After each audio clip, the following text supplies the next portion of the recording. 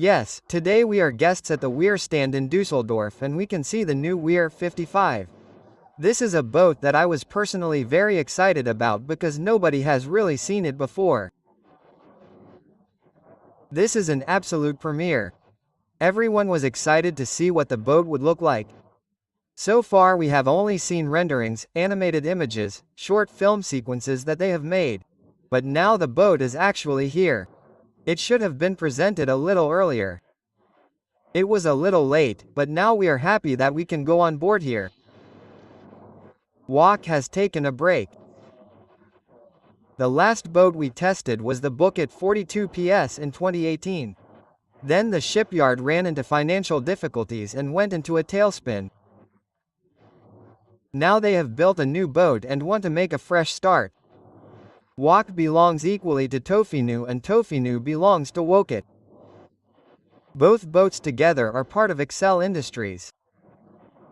This is a large company in the north of France in Normandy that also makes other things, lots of things. A large corporation that is now behind this brand, Wet. And now we're going on board and taking a look. Here is the Walk 55, it comes in two variants, two designs, I would say. One has a fixed keel, 2.40 meters draft, with lead ballast below as a T and T shape or like this. This is only suggested, don't be alarmed, it's actually just a dummy that they've installed here. It's meant to indicate that there is a pivoting keel that can be naturally extended downwards. This reduces the draft from a whopping 4.20 meters to just 1.30 meters. So you can also navigate shallow waters with this boat. Running aground, however, is not possible.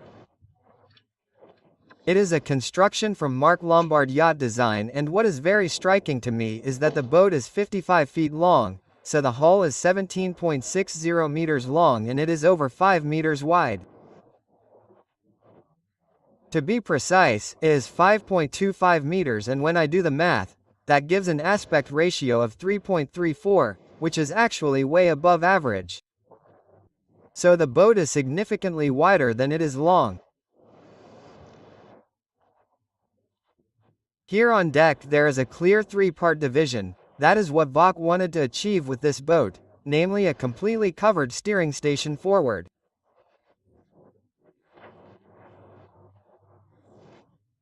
This is a bit like our neighbors from Amel, where the steering column is built in the middle on the side.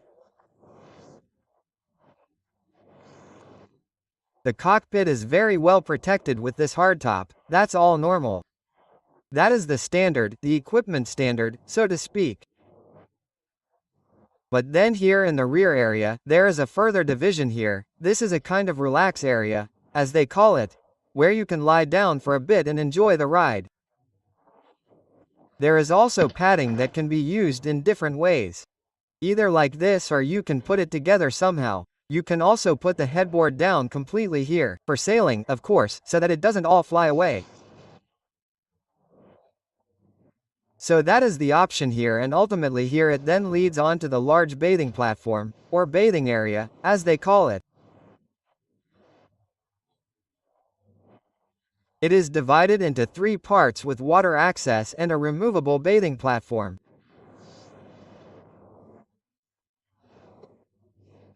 Then one of the key elements of this boat is separate access to the aft cabin. We'll see that again in a moment when we make the passage inside. A speciality of the W55 concept is the design on deck.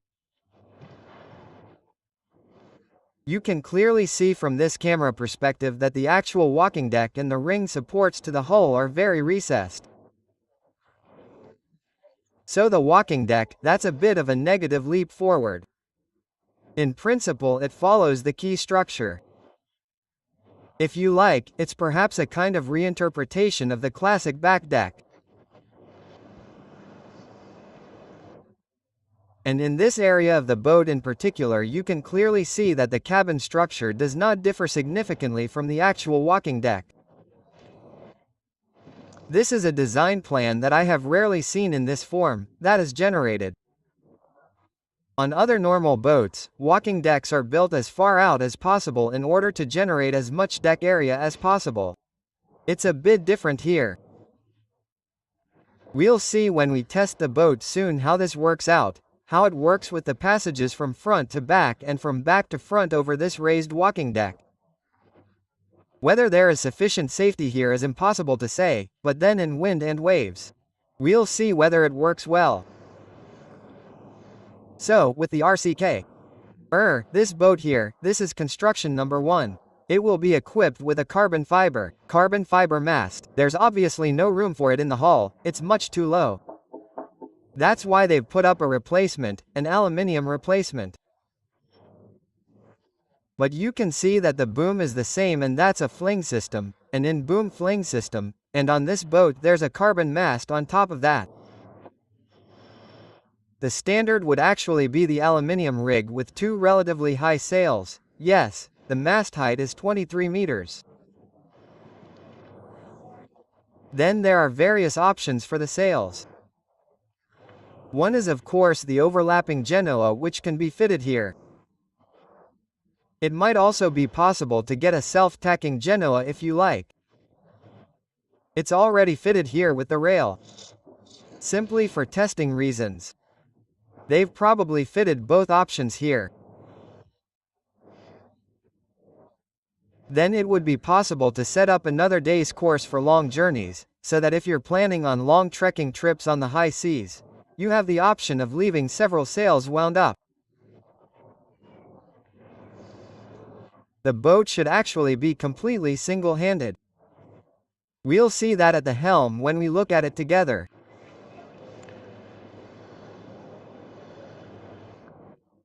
The shipyard also places a strong focus on good ventilation.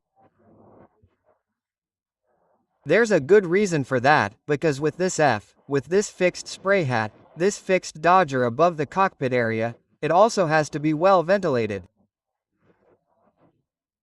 There are various options, especially in warmer areas. There are ventilation flaps that can be opened up. There is an air inlet that is compressed here. It is then packed together and comes out again. So, you always have maximum ventilation. This BMIN roof can also be opened or closed as you like. And you also have the option of closing the whole roof in the form of a cake booth. Then fabric parts are simply attached here to close everything up.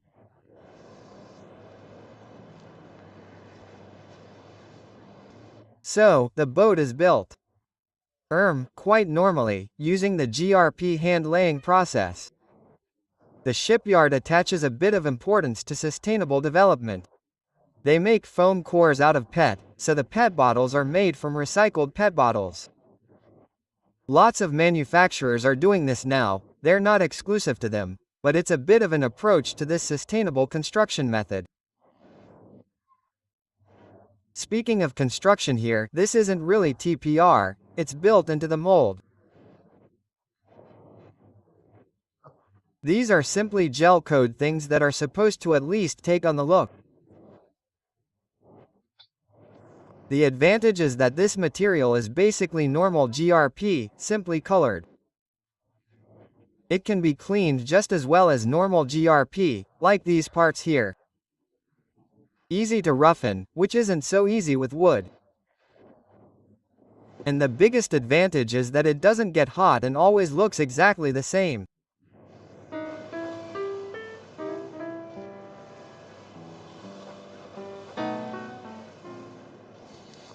So, we're going one level lower into the cockpit. There's quite a bit of space between the rear deck and the cockpit floor. So, you're sitting really well protected and also recessed in the cockpit. Rear area for the guests. The steering is done at the front, this is where the sails are hoisted, and this is where the sheets for the mainsail and genoa go, depending on your needs, or optionally for a genoa or code 0, both of which are available as options. Here, as already mentioned, the helm is attached to the side, very well protected, of course, with an ideal view to the front. So even in really bad weather you can stand here or you can sit here, as you wish. These windows can be closed, then you are really, really well protected. Basically, the idea is that you can move the boat completely from this position, steer it, and adjust the sails accordingly. That's what this area is actually responsible for. Here are all the boom booms, as we have seen, for the Genoa, for the cutter bar, all of these things.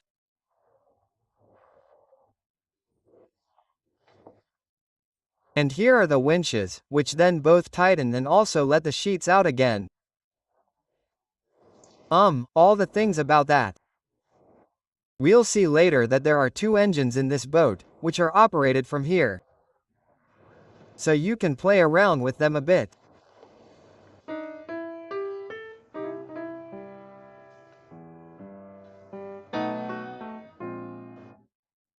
The electronics are also a part of this helm station concept. Week has made an exclusive agreement or equipment agreement with Garmin. Here, of course, there are these 2 large screens. So here we have full control over everything you need to know. All the facilities and all the technology, it's all monitored with alarms, I don't know what. Here, of course, the tear, so that you know where you are at any given time. Yes, as we already mentioned, a width of 5.25 meters and a length of just over 17 meters, that's quite a statement. So, the boat is extremely voluminous and that is of course manifested in its enormous width. So, we come in here. Say, wow, the boat must be at least 65 feet long, but it's not. So, maximum volume utilization is also given here. This box is in the center and stays in if there is a swing keel. The mechanism for the swing keel, which then rises to the rear, is in here. It is all controlled electro-hydraulically. If you order the boat without a swing keel, i.e. with a fixed keel, you have the option of designing it differently. Of course, within the framework of a certain semi-custom concept, there are also options to do it a little differently. Now with this standard boat, let's say a lowerable table is possible, so that you get a huge surface here. You simply lower it, then there is an insert cushion, which you close. There is one that you can use as a day bed, for example when you are out and about. Then you can look outwards through these huge hull windows. That is of course an issue on long journeys, so that you don't lose contact with the outside world. It is very nicely done. There are 2 lovely armchairs here. At the push of a button you could lower them so that you can half lie down here. Then on the other side there is a television installed. Then you can relax here and enjoy the evening a bit. It is not connected now. Here it would be possible to do it electronically at the touch of a button. So, we move into the foreship. Here is an arrangement with a central island bed. There are no alternatives to installing it at an angle. If you want it, the shipyard says you could probably get it, but in this case it doesn't make sense.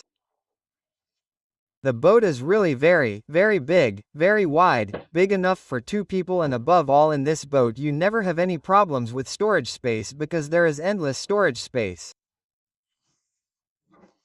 Here, for example, under this bed city there is a large storage compartment. There is also access and direct access to the thruster. So you can get to it really well from a technical point of view. And there is additional storage space here, lots, if you like that. It is actually very nice that you can fold the whole bed up. It is very simple and easy.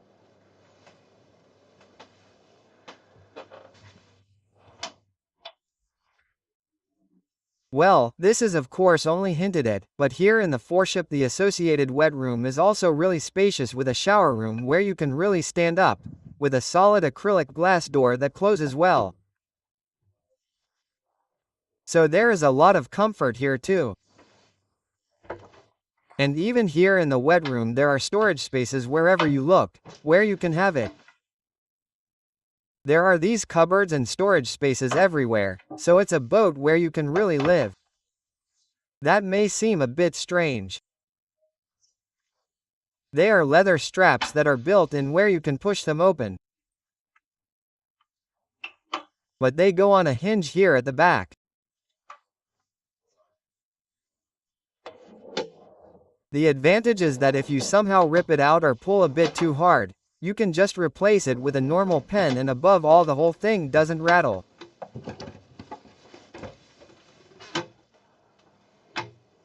It should also be said that these storage spaces are ventilated at the back.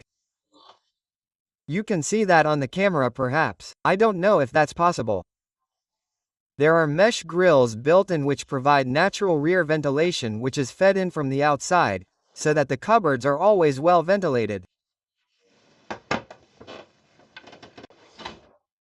Here is another small toilet.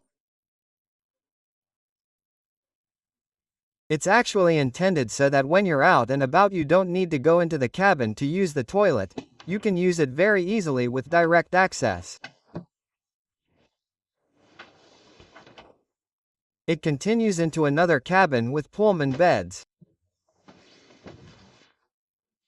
Two cabins arranged one above the other. Here, too, you have the option of designing it differently. If you don't need the upper bed, then it is simply not installed. The crew are of course flexible in this regard. A big highlight, I'll go through it in a moment.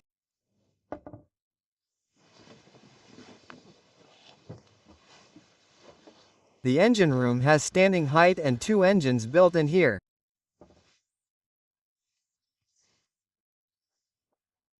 Two Volvo Penters 75 HP. Actually, the standard would be 55 hydrogen phosphide, that would be the standard. They wanted a bit more. The idea between the two engines is actually that, because the entire engine room is located due to the entire interior concept, it is possible to build the engines very far forward. They are right in the center of the boat, and there are two with C tires and the C tires, which are 1.20 meters apart. So here you have the option of using the two levers at the top of the helm to move the boat a bit like a catamaran. So you can let one engine run forwards while the other engine pulls backwards. That way you can basically turn the boat on its plate without having to operate the bow thruster in the bow thruster router and without any current on the routers. So you really have the option of doing this because both engines are equipped with alternators which in turn charge a lithium battery pack. So if you are out for a long time and you are running low on energy, you can just let the engine run via the alternator and that will charge the batteries a bit. You simply take the gear out and turn it. It's then almost a hybrid system, a small hybrid system. Also built in here. There's a water maker, the auger is built in down there. All the electronics can be seen here. Very extensive, very complex. Yes, of course it's all described in detail how to go about it and what it's for. Of course the whole thing is very well insulated, so it's very quiet. Another advantage of this two-engine system or two-engine concept is its efficiency. With two engines you can reach the same speed with fewer RPMs. That's supposed to save energy, including in diesel consumption, and it's supposed to be a lot more efficient. With fewer RPMs you can move forward faster. They've tested it out. They're at maximum load with two engines. They were traveling at over 11 knots and cruising speed would then probably be somewhere around 8 knots, 8.5 knots, somewhere around that, but with very, very few revolutions. No more than 1,200 revolutions, so very, very little. That of course also influences the noise level. It is then very quiet, particularly here because everything is insulated. There is also a hatch to the cockpit floor. You can easily remove it from the outside. It's not actually intended for maintenance, but simply in case you need to remove something or need access from above. Possibility of lifting it. That would be absolutely possible and easy to do. The galley is also slightly recessed here. You come out of the saloon and there is a bit of a step here. The saloon boards have been deliberately raised a little higher. The tanks are also installed here. The diesel tank is installed at the back with a capacity of 970 L, I believe, and the water capacity here is just over 700, 750 I think. These are also PVC tanks that are installed here under the cockpit or under the saloon floor. Here is the kitchen at a good height of 90 centimeters from the floor. That is the normal standard kitchen size, just like you have at home. It is of course very pleasant to work here. The surfaces are also designed accordingly. You have everything you need here. Stove, induction stove, it all comes with it. Then cooling elements without end. Here is a real refrigerator to the side, and here also 3 refrigerator drawers or freezer drawers, as you like. You can of course order them however you want. It would also be possible to have a large refrigerator here with a door that opens. So there are really a lot of options here. And now we come to the real highlight of the W55. This is the aft cabin. Please don't be alarmed, this is not a different boat, it is still the same boat.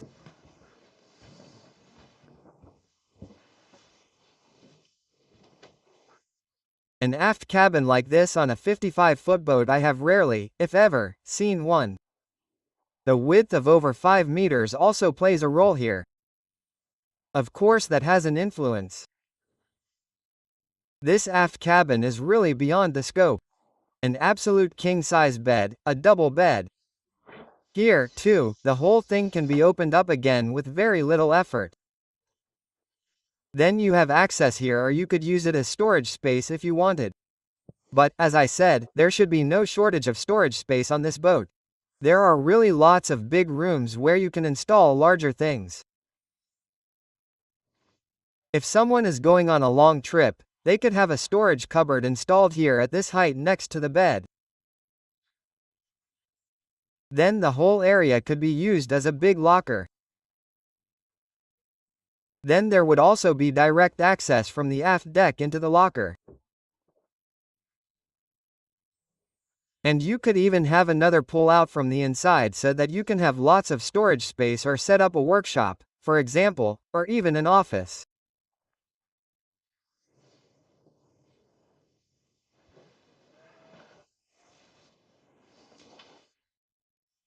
So, another absolute highlight for me on this boat. There is a separate entrance from the aft deck into the aft cabin. In this sense, the cabin is really a closed cell when you close the door to the kitchen. You have the large wet room with shower area, then you have separate access, a whole complete living area, a small apartment at the back, so to speak, which is separate from the actual salon. You can have peace and quiet there if you like. In any case, it is of course very pleasant that you can go straight out onto the aft deck. And I can just imagine if you are moored in this boat somewhere in a nice bay, summer weather, warm water, and you climb out of bed up the companionway and immediately splash around in the water, come back and have a shower. Well, that is a very high level of comfort. I can well imagine that people like that. And of course you also have the beautiful view through the huge windows. Here you can see right into the exhibition halls. No problem, you can imagine it.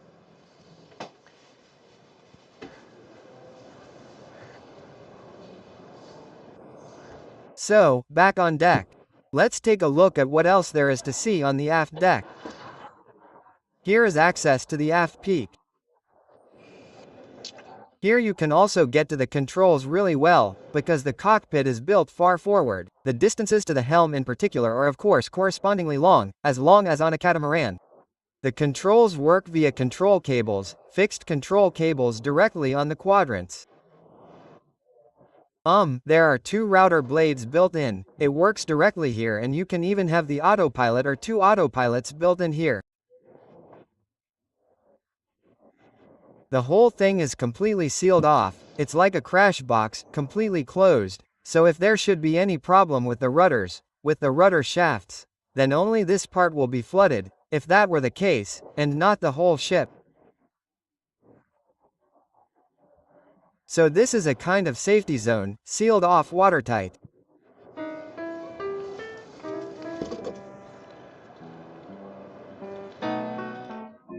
So, we've now seen a lot of beautiful and good things, a lot of clever things, a lot of innovative things.